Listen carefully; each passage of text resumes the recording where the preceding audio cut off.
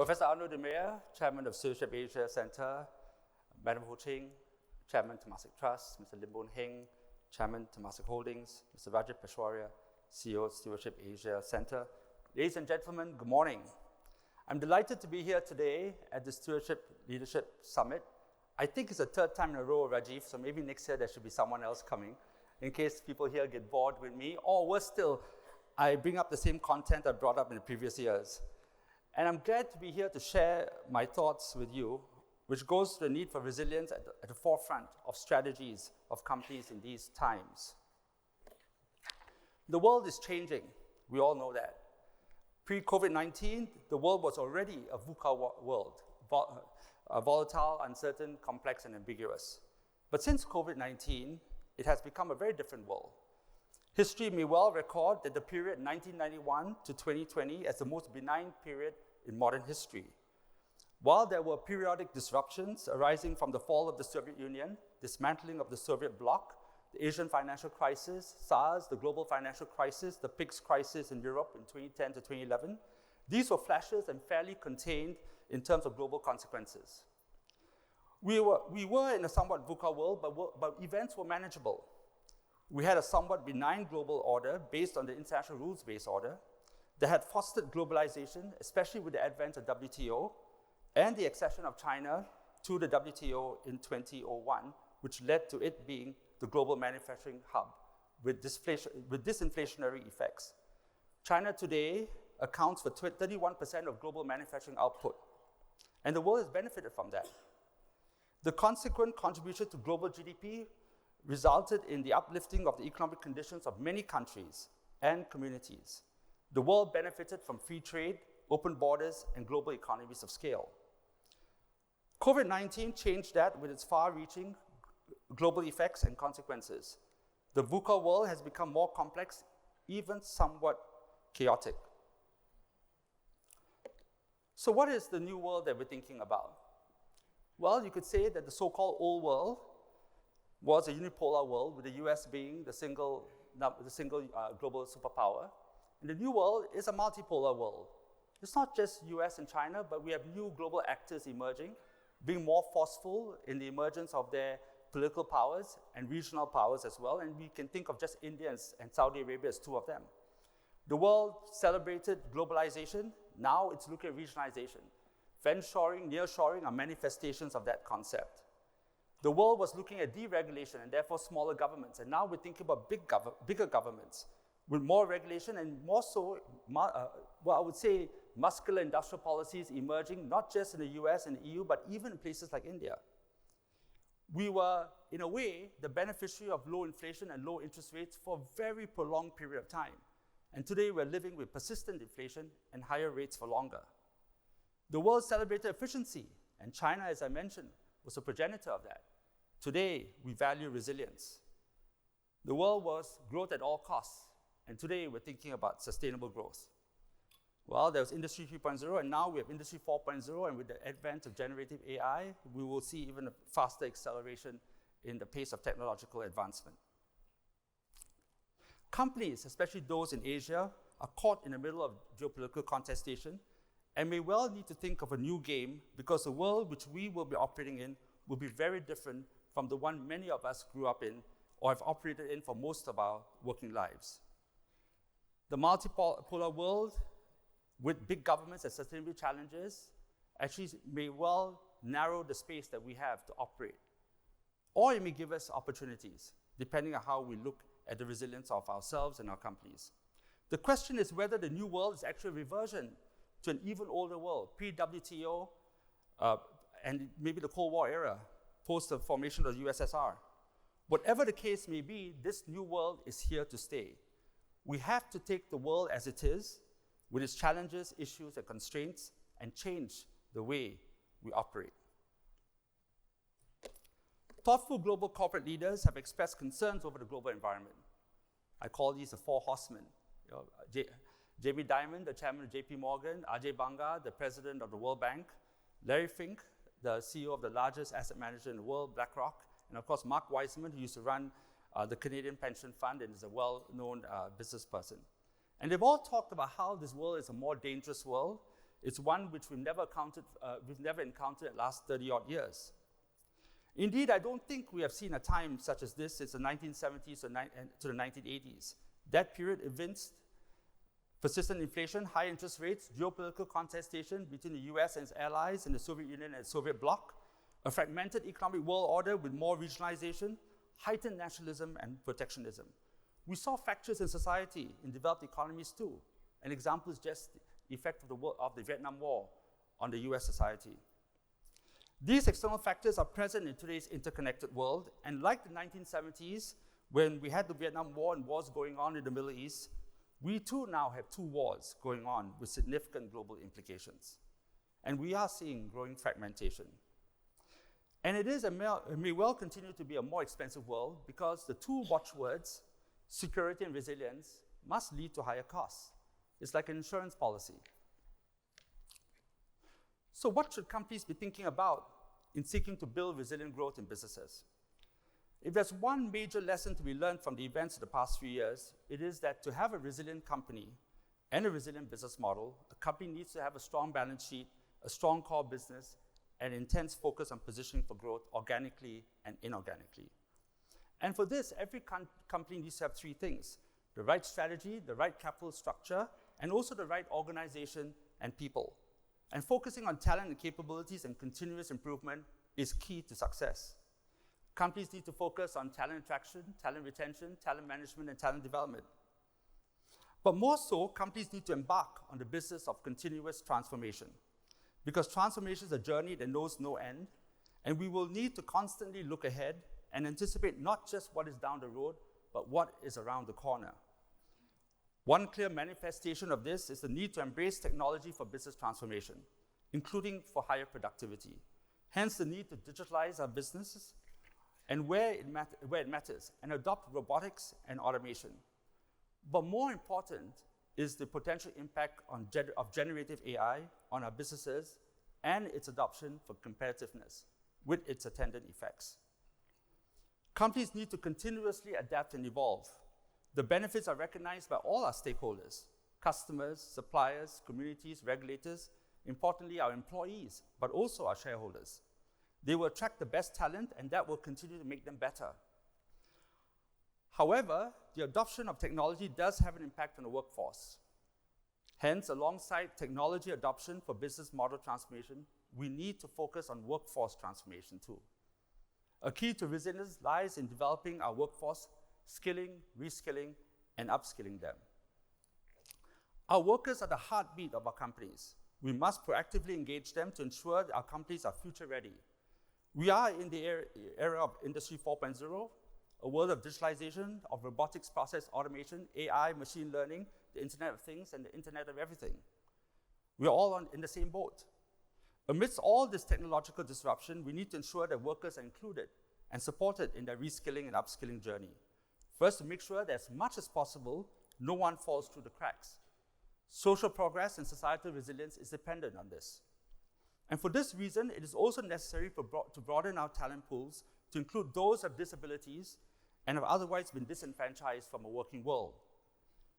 Annually, Temasek hosts a series of engagement sessions called the Temasek Tripartite Conversations, bringing under one tent our portfolio companies, their unions, government agencies, and ourselves. And now we've extended it more broadly to other companies as well. This is a thought leadership platform to advocate pertinent workforce transformation and transition issues. Now, one critical component of our workforce that I would like to call out is the women within our workforce. And Rajiv, you've done a wonderful job with your panel members here. Women are important talent resource first, not just because of diversity, for diversity's sake. We need to build a more inclusive workforce strategy to support people with multidimensional needs and aspirations. At Temasek, we now have a Temasek Women's Network, a ground-up initiative that provides mentorship programs and leadership sharing sessions to inspire and support our women colleagues in their careers, their journeys, and aspirations, and which we have extended to our portfolio companies. The third key to long-term resilience has to do with how we effectively accelerate our climate journeys. Temasek has committed by 2030, our net portfolio emissions will be half of what there was in 2010. So in 2010, we emitted something like 22 tons of CO2 equivalent, 22 million tons of CO2 equivalent, and that's based on our shares of companies that we own. Today, we are 27 million. We're supposed to get it down to 11 million. This is not an easy target because we have key investments in hard-to-abate sectors, like power and utilities, ports, a container shipping line, and an airline. But we're committed to doing this because without it, we will be at risk of erosion of value in the long term. But moreover, we will not have the benefits of a greener world that we all aspire to have for ourselves and our children and our grandchildren. We have also therefore committed to reach net zero by 2050. To achieve this, we put in place an internal carbon price that will be used for every investment that we do and to calculate the value of the current investments that we have. It's important because the cost of capital is very critical to the success of companies. But it's not just governments who may be putting in place carbon pricing mechanisms that have a direct cost impact on companies, not just now, but in the future. But banks are already managing for environmental risks and assessing their exposures. Insurance companies are also analyzing the underwriting portfolios for stranded asset risks and also for stranded business models. And that could mean a significant hike in insurance premiums. When you consider the potential widening of credit spreads, increase in risk premium, the biggest impact being with the asset pricing models of companies and the imputed cost of capital to your businesses, then you have to figure out what is the long-term value of what you currently own. Finally, the key to resilience is partnerships. In an increasingly uncertain world, we cannot weather challenges alone. Instead, we have to value an ecosystem approach where we can scale capital, expertise, and access to opportunities through strategic partnerships and collaborations. At Temasek, everything we do is underpinned by how we operate as a networked organization, internally and externally. Internally, this encompasses collaboration and knowledge sharing and training, amongst other factors. Externally, we have to augment what we know with the capabilities and skills of others who can contribute to our objectives. Someone once told me, knowledge is good, know-how is better, but know who is best. I think sometimes that's very true. In conclusion, most businesses are run today on the twin pillars of risk and reward. In the new game, we may well need to think of this through the prism of resilience, risk, and reward. Then we will catch the rainbow when darkness gives way to light. Thank you. Thank you, Mr. Sandrasegara. We'd like to invite you to have a seat on stage so that we can move on to our Q&A session. And in order to moderate our session for this morning, please welcome on stage as well Dr. Vinika D. Rao, Executive Director of INSEAD Africa Initiative and Hoffmann Global Institute for Business and Society Asia. Dr. Rao, over to you. Thank you so much. Lots of things to balance. I still have the old-fashioned paper with me for moral support. Thank you so much, Dilhan, for that very inspiring start to this summit this year. Lots of important aspects that you raised, which I have the opportunity now to unpack with you. We have 20 minutes, and as Rajiv was saying, we do want this to be an interactive session, so I will keep time at the end for your questions. So send them in, and hopefully we'll have time to take in quite a few of those. You can also vote for the questions that might have already been asked, so I know which ones you're most keen on. So Dilhan, you started off by talking about just operating in turbulent times and what that means, and I noticed you used the word VUCA a few times. And it's interesting, when talking to our MBA students, I used to use VUCA a lot about, that's the kind of world you're getting into.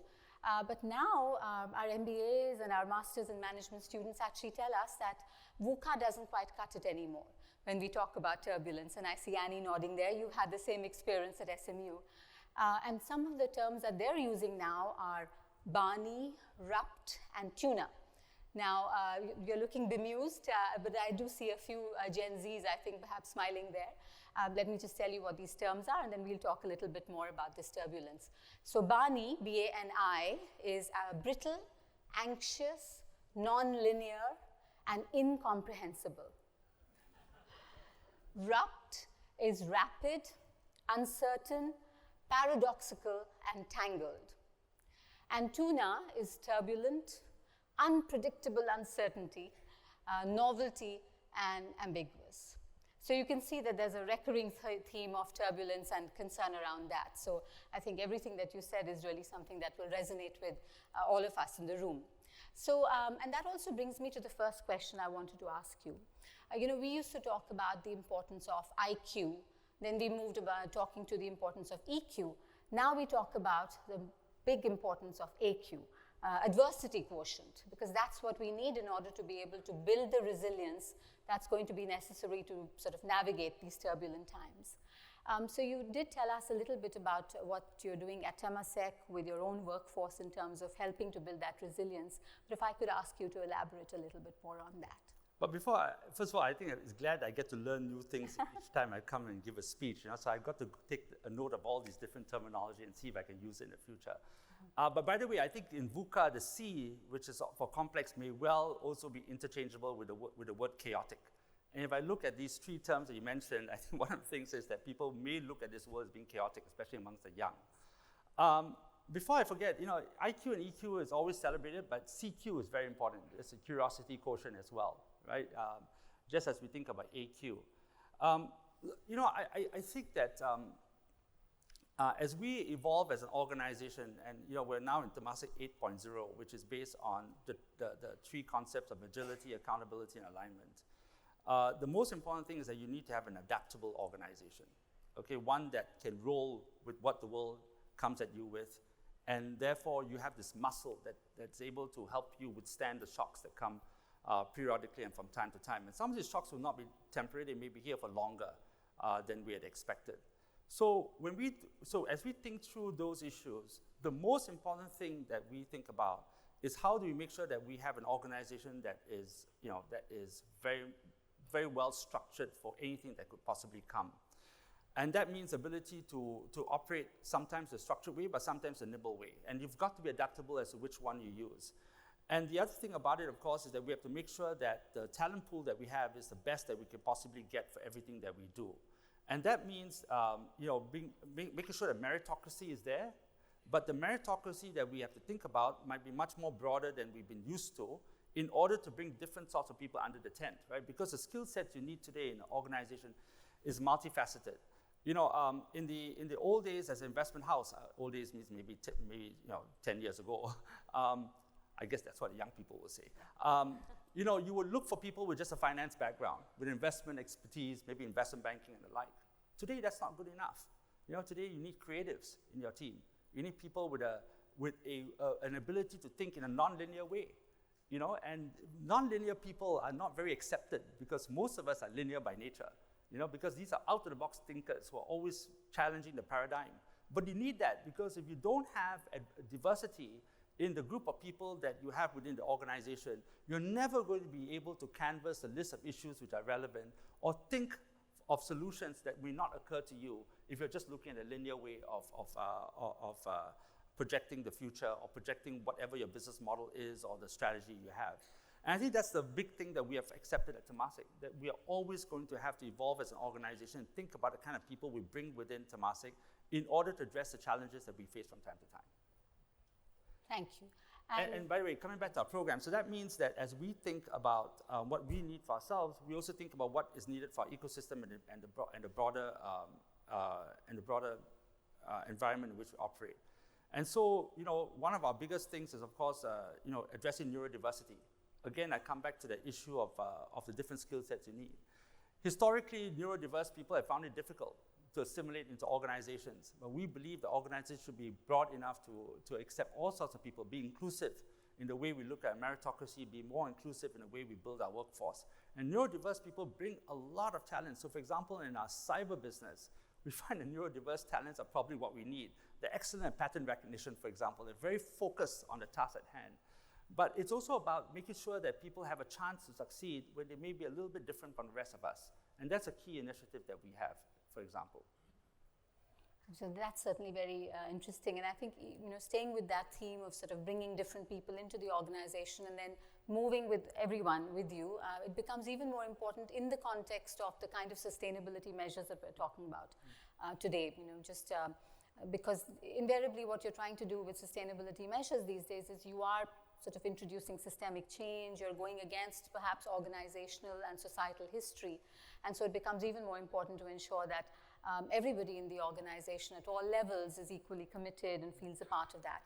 And you started to talk about that, but it's a really important theme and it's coming up in some questions too. So if I could ask you to speak a little bit more perhaps on some specific practices besides bringing in the right people and various different kinds of people into the organization, how do you ensure this sort of diversity and inclusion works well so that we have a committed workforce, because then that's going to have impact on everything else, including, for instance, climate change, et cetera, that you spoke about? So the first thing is, in actual fact, the CEO probably has to be the Chief Sustainability Officer.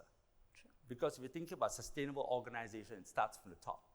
And the CEO is not the Chief Sustainability Officer in fact, maybe not in name. The organization doesn't come along because the sustainability group within your company needs to have the backing of the CEO. Because there's always a pressure between sustainable business practices that need to be adopted and what the business units are thinking about in terms of the existing businesses and their targets and what they see as imperatives for them. So if we think about sustainable organization, and remember we use the word sustainability and not just climate change, it's much broader, right? It covers, for one of a better use of term, the ESG components, right? So the first part deals with climate change, environmental sustainability, which is critical for companies because if we don't address it, and it's all a journey, by the way, each company has a different journey. If we don't address it, the future cost is very high for the companies. And so you have to start somewhere, you have to start now because time is not on the side of anybody. And we're not talking about time to hit 1.5 degrees or time to hit 2 degrees or whatever is the right target. It is time. It's a time needed for you to make sure your business is sustainable enough so there's no erosion of value, and more so there is, in fact, an enhancement of value, whether on an absolute basis or on a relative basis. And by the way, market studies have shown that the public markets do support companies which are on a journey to become more sustainable. It does, and it's seen in share price movement. We've seen our own companies which have been on a journey. But you have to have a very clear articulation of your journey. You have to have very clear milestones that you've got to show they're executing towards it. Because nobody's only going to take your word for it. So that's the first part. Environmental sustainability is critical. And by the way, it's here to stay. No matter what you read in the paper that ESG is dead or whatever, or funds are coming off, yes, funds are being taken off, but new funds are coming in as well. That train has left the station, okay? And so if you look at it, environmental sustainability is one part. The second, of course, is the S part, the social part. Okay? And that's part of your own dealings with your employees, your suppliers, your customers as well. But because your customers are wanting to figure out whether your entire supply chain, your value chain is in fact run on a basis where it's proper. Okay? And they're going to penalize you if you turn out to be not, if your business practices are not consonant with the best practices, because there's always a measurement against a peer group, and the peer group is moving in that direction, and you're the one who's not. After some time, that's going to bite. Okay? But there's also a different reason for that. Ultimately, at the end of the day, societal costs are high. If we don't decide to adopt the right practices for your workplaces, for example, workplace safety and health is one example, it's going to hit you in a different way. First of all, your best talent may not join you. But secondly, the cost associated with not complying is going to be higher if there's an accident, or worse still, regulation comes in. Because at some point in time, if the industry doesn't do things on its own, big government will come and do something about it. And the cost will be much higher when big government comes in. But the third part is, of course, the G for governance. And by the way, I do think that diversity of employment covers both the S and the G. And by the way, I'm not in favor of metrics, okay? I want to say that, okay? Because I think metrics forces us to do things when we're not thoughtful about it because we're trying to score. You know, as I'm studying for an exam kind of thing and you want to get a AAA rating from MSCI or something. The question is the quality of what you're doing on the S and the G. The G is important because without good governance, you're not going to be able to have a sustainable business model and a company that's going to grow and give value back to its stakeholders.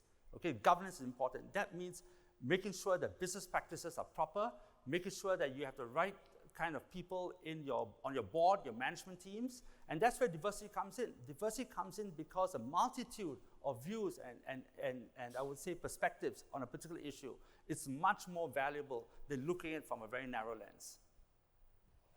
Indeed, and actually, as you were speaking, I was looking at some of the questions, and there are a few that talk directly to what you were saying, so perhaps I'll take one now. The question is, while the environment or E pillar has dominated mindshare, the S or social pillar in ESG, which you started to speak about, appears to be muter. So how should companies amplify their social impact?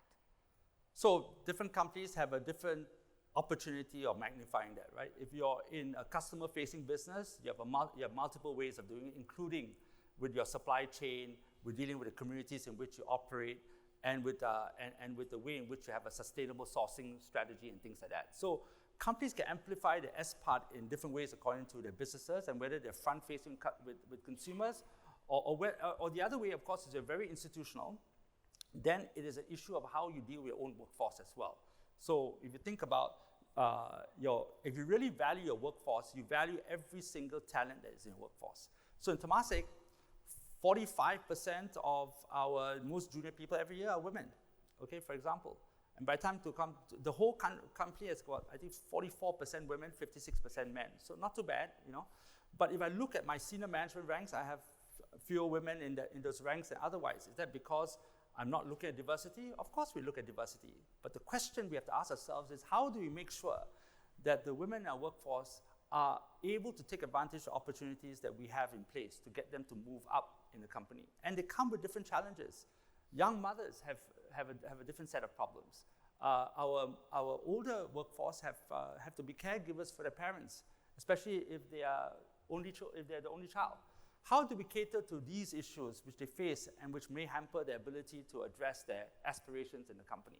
Now, we don't have the answers, but we're starting to move on that. That's why the Temasek Women's Network has been formed, so that we have mentorship discussions, we have programs to discuss these things.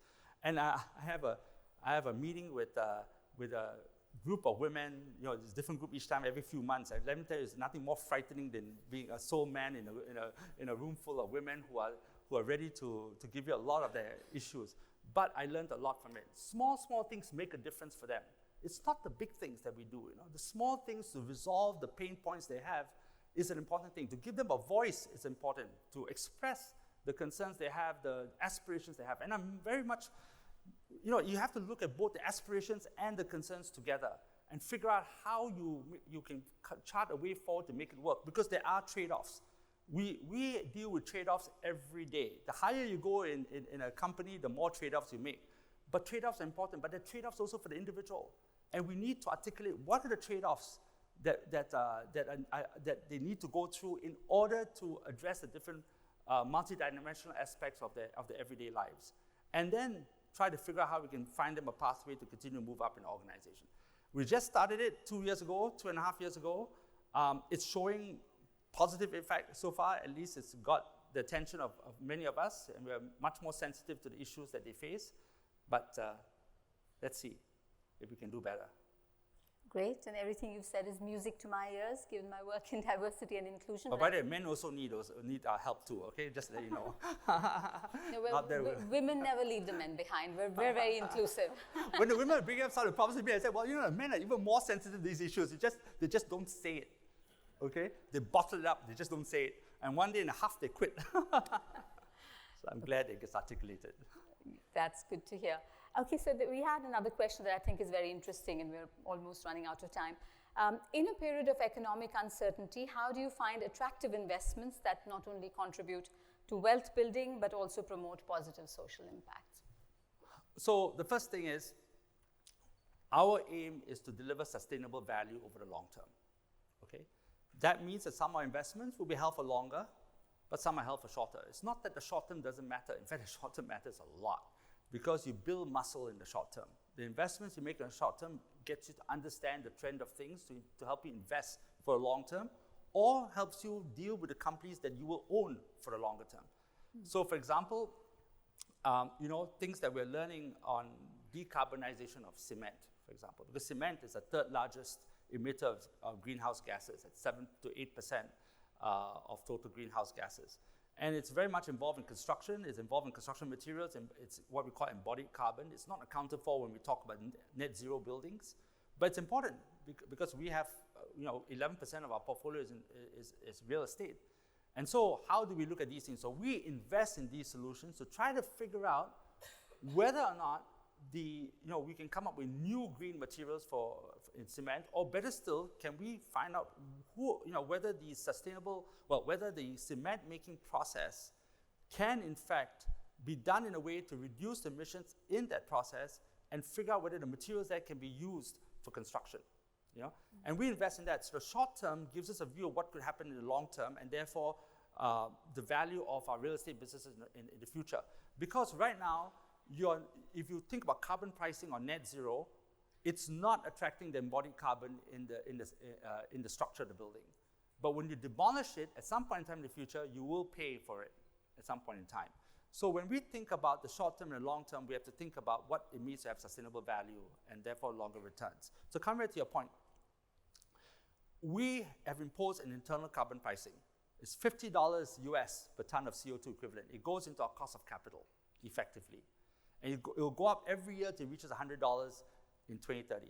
So therefore, every business we look at now, we look at based on a carbon-adjusted future value, effectively, by putting it into our cost of capital. And that's important, because at some point in time, carbon pricing mechanisms are going to hit these businesses. And if you go hold them for 5 years, 7 years, 10 years or more, it's going to be part and parcel of your business costs. So then when we look at every investment, we look at what is the price of embodied carbon within that business. Not just in terms of total emissions, but also in terms of carbon intensity. And we measure not just total emissions and therefore reduction emissions, we look at the carbon intensity, because that's an important measurement. And the market looks at that as well. Now then, when we look at the social issues, for example, workplace safety is a critical issue. Because at the end of the day, if we want to invest in a business, we have to be very clear to what we believe as a principle, which means that we should only invest in businesses where the value of a human being is taken into consideration significantly. And if a company does not embody proper workplace practices and it could lead to possible accident and worse, loss of human life, we will not invest. Because the reputational effect on that is so high on us. And reputational risk is number one in our risk parameters, not financial risk, reputational risk. Excellent. We do have lots of other questions, but the lights are flashing here. So I think as we wrap up this session... Flashing for some time. Flashing for some time, a little bit we can ignore. But in any case, I think as we wrap this up, what's important to reiterate is the points that you made in terms of just how difficult it's going to be to build our resilient growth in the very turbulent environment of today, perhaps more difficult than it's ever been before in human history. And what it will require is, what we talk about at the Stewardship Asia Center, steward leaders from across business, policy, and society working together in the close partnership that you spoke about in order to foster a culture of just and regenerative businesses and make sustainability sustainable. Thank you so much. Can I just say something? Please. I mentioned in my presentation just now that this reminds us a lot of the 70s and 80s. 70s and 80s were a very turbulent time in the world, but also in our region. I grew up in Singapore in the 60s, 70s, and 80s. Okay, you would not at that time have been able to dream that the world would turn out the way it's turned out for all of us here in the last 30 or 40 years. So I believe that whenever we go through a period where there are dark clouds on the horizon, somehow we will always find our way to the light. I really do.